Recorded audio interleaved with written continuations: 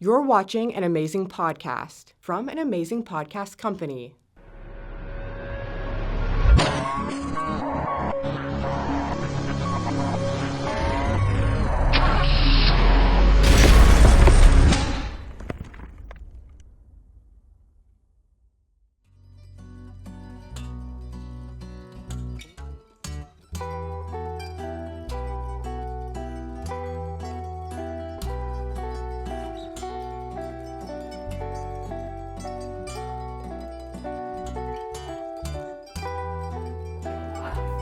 What's up, Mob Associates? Steel Valley Syndicate here, Jimmy Naples, Johnny Chechitelli. We are live from Cut and Toast. Hey, Johnny, busy week. We had the show, and we've just kind of been winding down from that. And Yeah. I hope everybody caught the recap of the show. The show was excellent.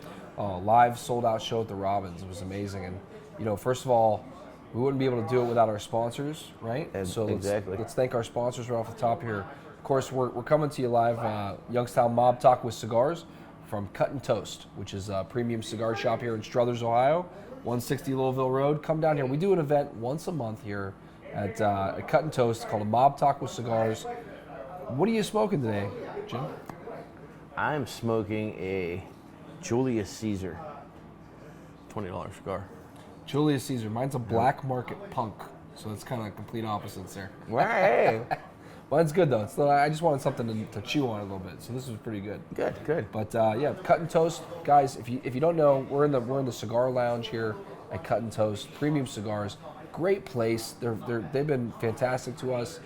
We do giveaways here. We just gave away some trafficking paintings to people. Yep. We gave away chips for cigars Yep. here at Cut and Toast. And a couple Steel Valley Syndicate shirts. Yeah, so I mean, we give a variety of stuff out, and come on out and join us. As you can see, everybody's back here just having a good old time, shooting the shit and chilling out and hanging out, smoking a cigar and having a good time. So come on out and join them. We've got a couple other sponsors we want to thank as well.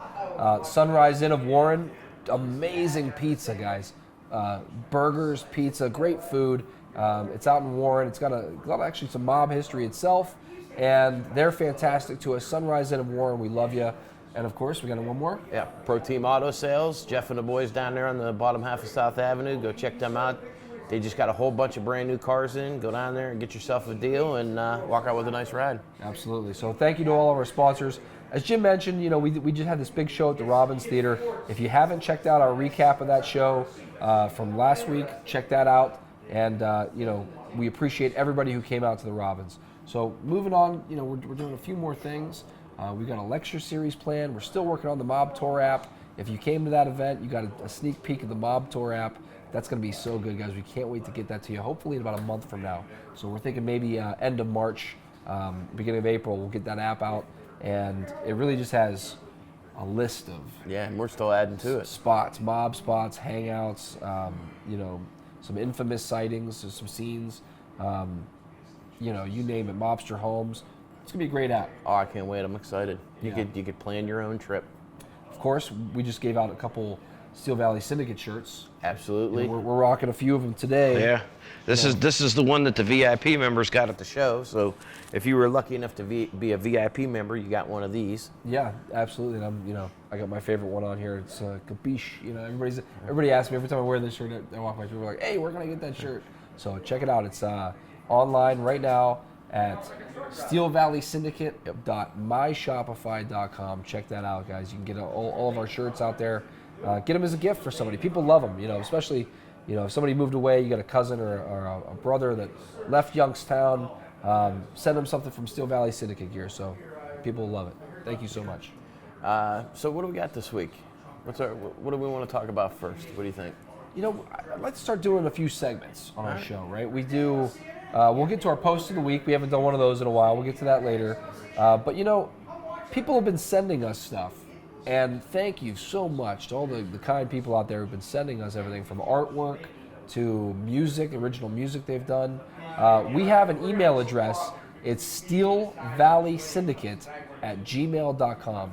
If you want to send us something like physical, a book or a file or something that you have a physical copy of and you want to send it to us, send us an email first. We'll give you an address. You can send it to us. If another letter from that school goes to that kid's house, in the fucking oven, you're going to go ahead first. You know, somebody recently gave me a bag of cassette tapes, and it was labeled crime.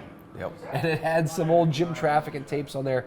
I've actually spent the last 2 weeks digging out some old cassette players, and you'd be shocked at how crappy these things are. They do not hold up. They don't work. They all play a tape, and then they either eat the tape or they stop.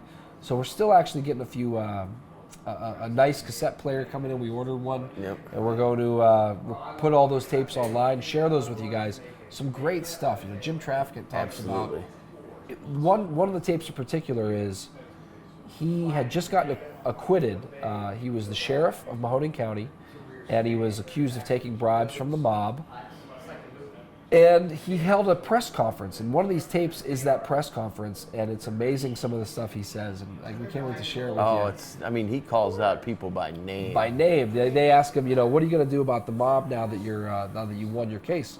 And he says, you know, these guys should get out of town, and he mentions by name Jimmy Prado, the Strollo brothers, Joey Naples, Carabia, he Colati. mentions New York City, Buffalo, he talks New Orleans. Jim knew what was going on. I mean, he talks. This is 1983, and he's talking about how the LaRocca crime family of Pittsburgh runs Youngstown. Yeah. And so he was very smart, and can't wait to share these tapes with you guys. Thank you so much. That came from the family of Victor Bezetic, who I'm told loved to just record everything back in the day on his cassette tapes.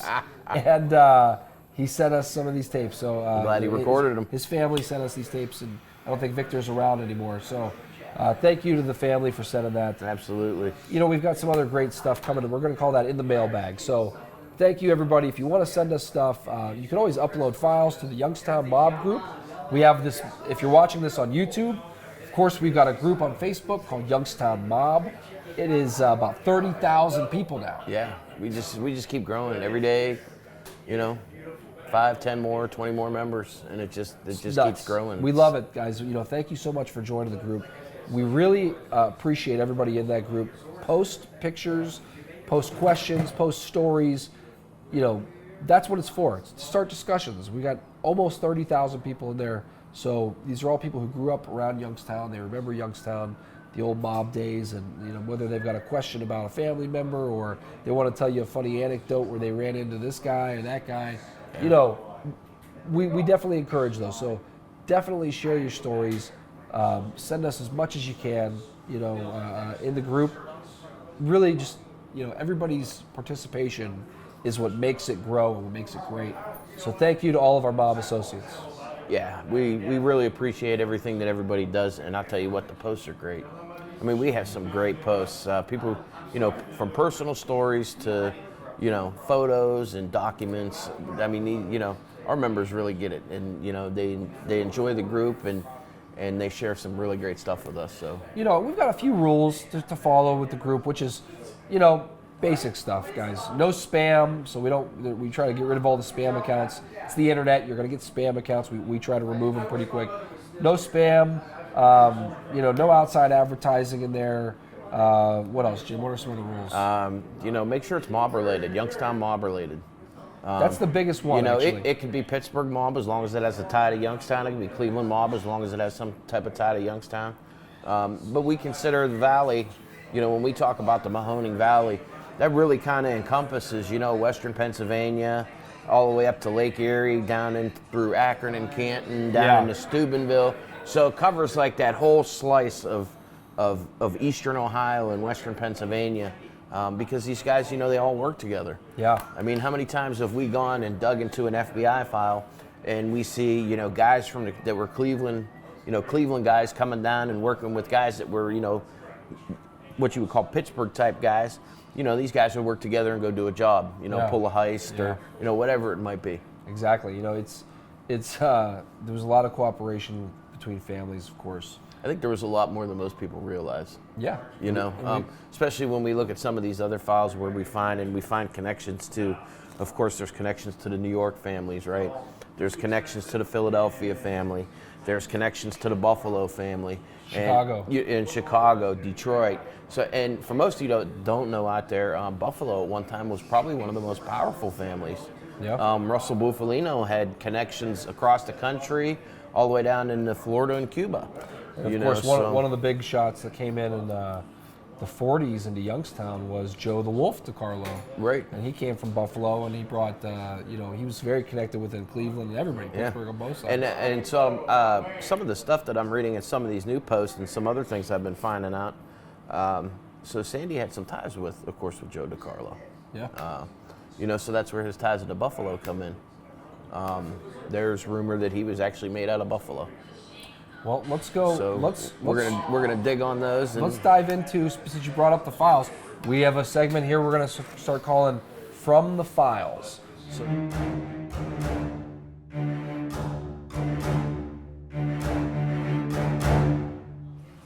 So what do we got from the files today, Jim? All right, so we got from the files here. This is dated September 1984, and this is a document where the FBI is looking to do a joint task force with the DEA. And their target, of course, is none other than Joseph Little Joey Naples, my great uncle.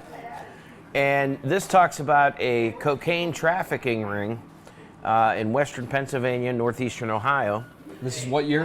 This is 1984, so this is right after Joe Gallo goes to prison in Cleveland with Big Ange in that drug trafficking ring.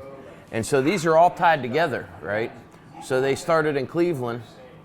They got the group up in Cleveland that was trafficking. And then, of course, now they're trying to work into Youngstown and, of course, western PA. The feds. We're talking about the feds here trying to bust all this. You know what's interesting is this is right after, if you're a fan of the movie Goodfellas, right? So Henry Hill, got busted, I believe, 82 maybe was right around the time he flipped. So at the time he had what they called the Pittsburgh connection, where they were running coke, and he had a few guys out of Pittsburgh. So this is clearly all tied in. Right, and one of the guys from Pittsburgh that most might know is Nick the Blade. Nick the Blade. Yeah. Nick the Blade. And for everybody too, we talk about this off camera a lot, but there's these myths, the mob. Right, let's put some of these myths to bed, right? The mob stayed away from narcotics, the mob stayed away from drugs. Let's be real, okay? That's not the case. When the mob sees a racket that you can make money off of, an illegal vice especially, they're going to take control of that market. Right. Somebody's going to run it, they're going to run it. Exactly. So, these myths, maybe, the old, in the 40s and stuff, the bosses were against drugs and everything. I don't believe that, to be honest. It's just a matter of money. Yeah. And these Hollywood myths can make things legendary, Vito Corleone style. But the truth is, the mob definitely ran drugs. And this is a case where you mentioned Joey Naples was kind of spearheading a huge cocaine ring. Yeah. That went between a few states. Now, correct me if I'm wrong. This involved a Pennsylvania state trooper. Correct. So. If we go in this file, and we'll post this file for you guys to check out. So it goes further in here to talk about this major cocaine distribution organization in Ohio and western Pennsylvania, and it mentions a former Pennsylvania state trooper who was convicted of illegally transporting stolen property, conspiracy, and other various charges, who was serving 6 years in the Pennsylvania State Pen. Yeah, for interstate stolen property. Huh? Yeah. So, and then of course it says through the use of surveillance and undercover purchase of narcotics, it established, and then they redacted a name, is presently supplying another redacted name with cocaine, and is presently attempting to conduct kilo transactions of cocaine in the western Pennsylvania area, and they're trying to identify other members. And then it also says that they're receiving their cocaine from the Youngstown faction of LCN, or La Cosa Nostra, as the FBI refers to it. And this is when they're asking the DEA to create a joint task force in order to do this. And you guys will see when you look at these files. And first of all, where'd you get this file, Jim? So this was from a Freedom of Information request that I did on Joey Naples himself. And this is one of the, I believe, like 6 files that I got back. And I'm sure there's probably thousands more, you know, that we don't have. And there's files we're still trying to get, you know. I think what a lot of people don't realize is when we request these files, normally you get a quick turnaround if this person has been searched before. So if somebody's done previous searches on these people, it's a lot easier to get files. If it's somebody that maybe hasn't been researched in a while, for example, we've been trying to get information on Big Dom Alamo. A lot of you have probably heard that name, one of the old timers from back in the 50s and 60s, right? We sent that request in and they sent us back and told us if we wanted the whole 1,600 pages of files, it would take like 7 years, you know, so it's difficult, you know, and then you're like, give me the first 50 pages, and the first 50 pages you probably already have in another file. And real quick, we got so many members in our group, you know, there's so many family members. I actually heard from somebody, a relative of Big Dom, and they actually said, hey guys, we love what you're doing, but you're pronouncing it wrong, and that's my fault. I've been pronouncing Malamo this whole time. They said it's Malamo. Malamo? So there you go, Big Dom Malamo, so we're still learning. You know? Hey, you know, we try to pronounce them right, you know, all due respect to these gentlemen. We want to get their names right, definitely. As somebody with the last name Chechitelli, I can tell you, it comes with the turf. I'm used to mispronouncing the names, you know. Anytime I get a telemarketer on something. You've probably got Chechitelli. It's the worst. And all kind of different variants. Chocolatory, I heard one time. You know, it's funny. I've had people call me and they go, is Jim Naples there? Yeah. I'm like, you don't know how to say fucking Naples? Like, it's a city in Florida. It's a city in Italy, and you don't know how to say it? Like, come on. Well, so I could understand if it was harder. But. It's funny that these files, you'll notice too, these big white squares in this file. The FBI, when they release these things, they redact a lot of names. If somebody wasn't convicted of a crime or something along those lines, they tend to redact. Sometimes they do a little too much redacting, I think. Yeah. You know, it is what it is. And then sometimes the funny thing that you'll run into with these, so like, let's say for instance, we do a request on Sandy Naples, right? And we'll get a whole load of documents back from him. And then we'll do a request on Cadillac Charlie, right? We might get the same 2 documents, right? So it's the exact same thing. Yeah. But one has different things redacted than the other one does. So sometimes we can put pieces together and put names in places. And then other times, if it's a guma or something like that in the file that they questioned or something like that, you won't get any information. They'll block a whole paragraph out, and you're like, really? I've got pages from like Jack Licavoli's file. The entire page is redacted except for the word and, to, the. And so it's like, okay. Like, why even bother? You know? Yeah, why do you even include that in the page that you're sending me? I can't get any information from it, you know. So, but we appreciate everybody who's sends us files, that finds new files and sends it to us. We're collecting as many as we can and try to bring them to you. So that's a new segment we do called From the Files.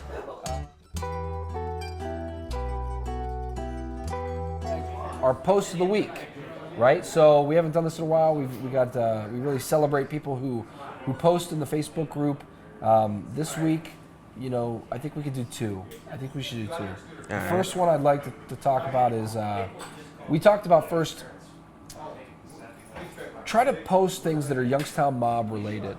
Every now and then we let one go that's not totally mob related.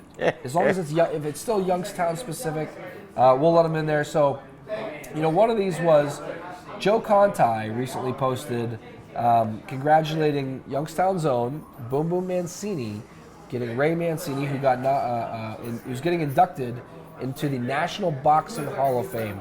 So we thought, you know what? Of course, you know, let's keep that up there for sure. Ray's dad actually, there's a little bit of a mob connection.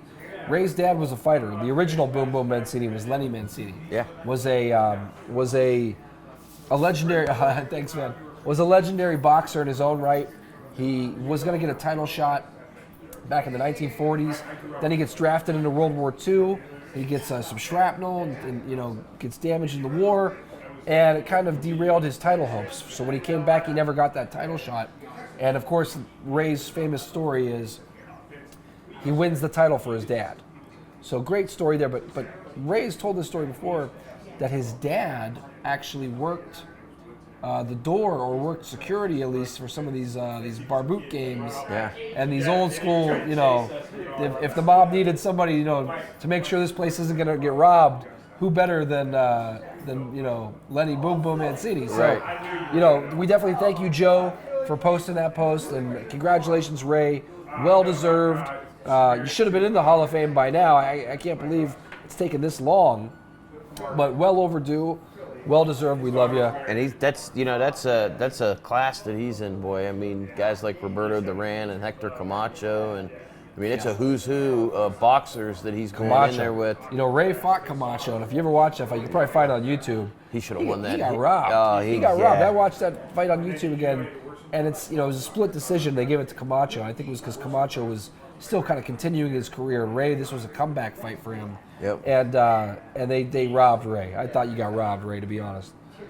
Absolutely. All right, so our second post of the week that we have this week is from Daryl LaRoque. Hope that's how I pronounce it. If I pronounced it wrong, Daryl, I apologize. But his post is a old newspaper article that says Youngstown Mafia suspects dwindled to 11 after bombing. Now this post here deals with of course, the bombing with Cadillac Charlie. Yeah. And it's got over 7,500 views. Yeah, that's another thing too. Thank you for posting newspaper articles and things like that, images. People can really get, it gets a good reach, reaches a lot of our group members. Absolutely. And then, of course, this talks in here about the large photographs of the 11 men suspected to be members of the mafia. Until a week ago, there were 12. So as these guys were dying off, they had a list of guys that they said were in the mob down at the police station, and the number kept going down here. So, but this is a really good post. It talks about there were 82 bombings in a 30-mile radius of Youngstown since October of 1951. I'm assuming this post is from 1962. How many bombings did they say? 82. 82 bombings in a 30-mile radius Yeah. over the course of a decade, guys. Think about that today. It's unheard of. So, that's really how Youngstown became bomb town and crime town in that era. Was the bombings were just insane. Yeah, it's it's crazy, but that's where we got Youngstown Tune-Up, right? Yeah. I mean, it's an unfortunate nickname, but it's one that stuck because of all those bombings. Yeah. And so this also goes on and talks about some of the reasons why Cadillac Charlie may have been killed. And those newspaper articles, by the way, when they did those, it was all these guys were grasping at straws. Oh yeah, they didn't know anything, so they were really grasping and trying to figure. They always assumed that the leading theory from all the newspapers was that it was over a barboot game, and that's not the case. This was retaliation. This was back and forth. This was from when Sandy got killed.